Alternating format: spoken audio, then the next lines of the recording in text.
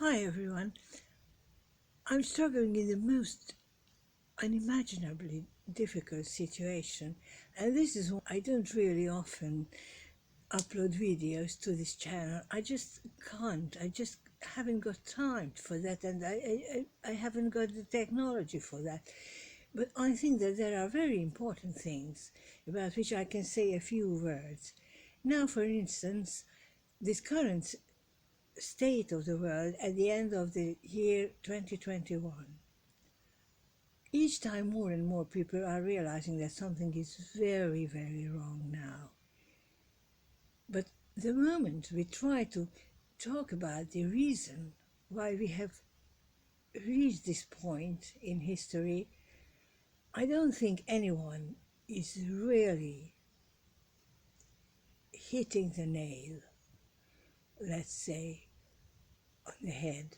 It's everybody is talking about one approach, his worldview or his point of view or the other point of view, which all have something in it, but it is not the point. They are missing the point. And the point is that the problem is human nature.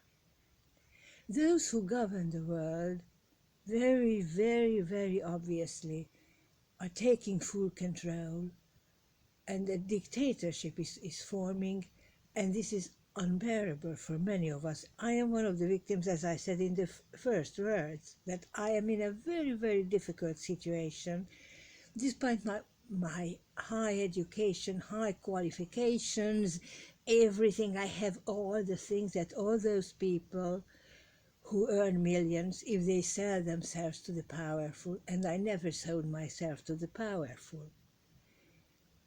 So I agree with those people who say that something very evil is happening now, and it has been happening during the past practically 2 years in the name of a virus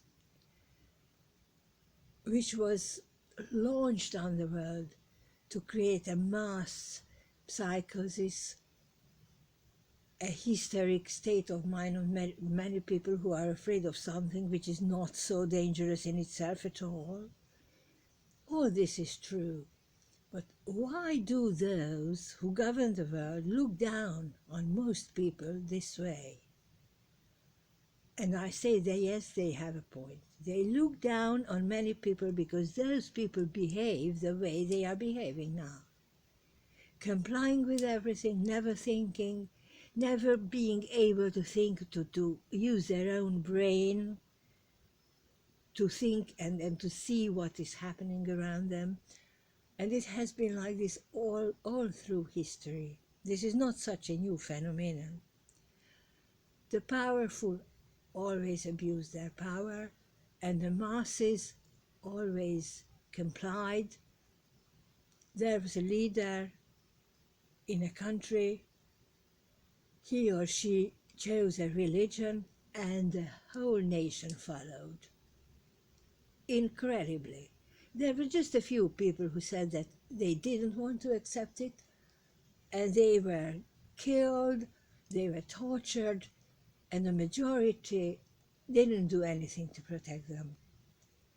So we must take into consideration that something is very wrong with human nature itself. And we must look for solutions knowing this, not saying that only those powerful billionaires are the evil ones and they are against the so wonderful, so lovable masses.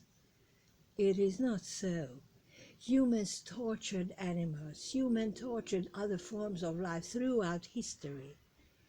And those people who are now very, very worried about the future of mankind, they were not so worried when other creatures were tortured, when whole species of wonderful creatures, wonderful birds disappeared. Then the same people who are now so very worried, they were not worried at all. So they should try to change things, changing a little their own way of thinking, to change a little their own worldview, what they think about themselves and their own species, which is mankind. If we don't start with that, we won't be able to stop what is happening, what is really a terrible thing. It is a terrible thing what is happening now. But we can't change it otherwise, only if we consider human nature as such. And it is the same in the masses, or even worse, in many so-called ordinary people. It is very, very naive to think that ordinary people are all so good. No, they are not good. They are not good at all. Human nature has very much evil in itself. It is the same in the powerful and in the oppressed ones too. We should try to change that, or to try to change our way of thinking and our way of looking at ourselves when we speak about feeling, for instance, compassion, empathy, not only for humans, or mainly not for humans. Perhaps other creatures deserve more compassion, more empathy.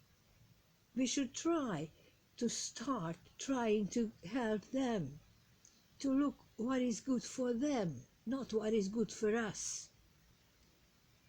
And then perhaps we could find some better solutions, because right now the things don't look very, very hopeful, let's say.